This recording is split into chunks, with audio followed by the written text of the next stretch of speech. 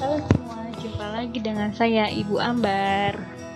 Apa kabar? Semoga semuanya dalam keadaan sehat walafiat.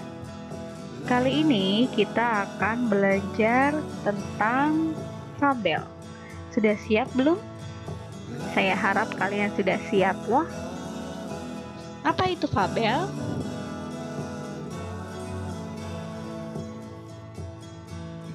Secara etimologis, fabel berasal dari bahasa Latin fabula yang berarti cerita. Cerita fabel merupakan cerita yang menggambarkan watak dan budi manusia yang pelakunya diperankan oleh binatang.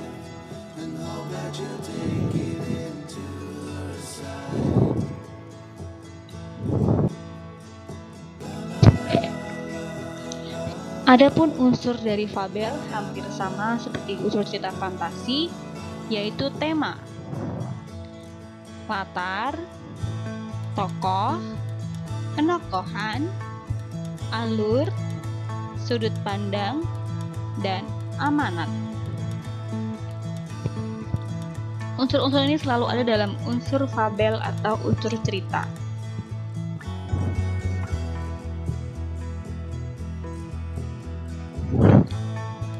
Kaidah kebahasaan dari fabel yaitu kata kerja tindakan. Contohnya mengejar, makan, tidur, mandi, berdansa, dan sebagainya. Yang kedua, konjungsi kronologis atau kata hubung urutan waktu. Contohnya lalu, kemudian, akhirnya, setelah, dan sebagainya.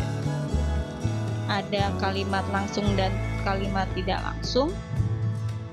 Kata sandang, si, sang, para, yang, sri, dan sebagainya. Kata ganti orang, dia, aku, mereka, kalian, dan sebagainya. Nah, ini ada contoh kalimat langsungnya nih.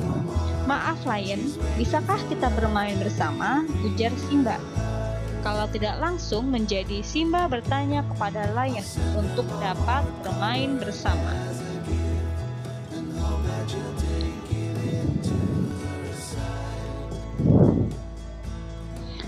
Struktur dari fabel ada 4, yaitu orientasi yang berisi pengenalan tokoh, latar tempat, dan waktu. Lalu komplikasi berisi urutan kejadian yang dihubungkan secara sebab akibat. Resolusi mengungkapkan solusi dari berbagai konflik yang dialami tokoh. Dan terakhir ada koda, akhir cerita yang biasanya berupa simpulan atau gambaran akhir tokoh. Nah, hampir sama seperti cerita fantasi ya anak-anak.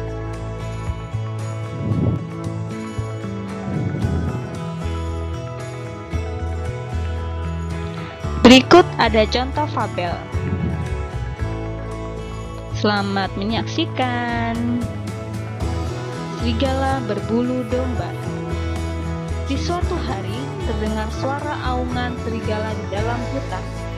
Oh, oh! Rupanya serigala amat kelaparan, karena tidak ada seorang pun yang mau memberi makan untuknya. Serigala menjadi sangat marah kepada seluruh penduduk di desa dan kepada binatang-binatang lainnya. Suatu hari, serigala menyusuri desa terpencil. Dia melihat ke kanan dan ke kiri, berharap ada binatang yang bisa dimakan. Tak lama kemudian, serigala melihat banyak domba sedang beristirahat di kandang. Dia pun mendekati kandang domba itu. "Meh, meh, meh!" teriak semua domba di dalam kandang. Si gembala segera menghampiri domba-dombanya itu. Melihat kedatangan gembala, serigala bergegas meninggalkan kandang domba tersebut. Serigala merasa kesal karena tidak bisa memangsa domba-domba itu.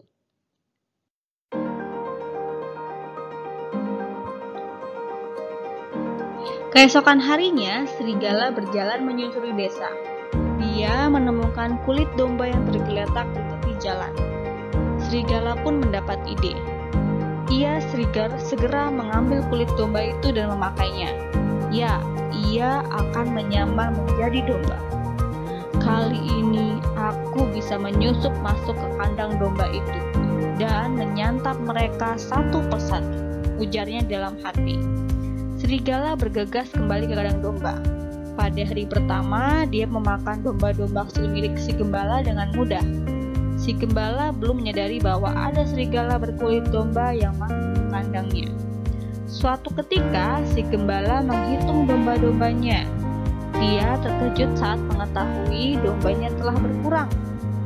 Wah, kemana perginya domba-dombaku ini?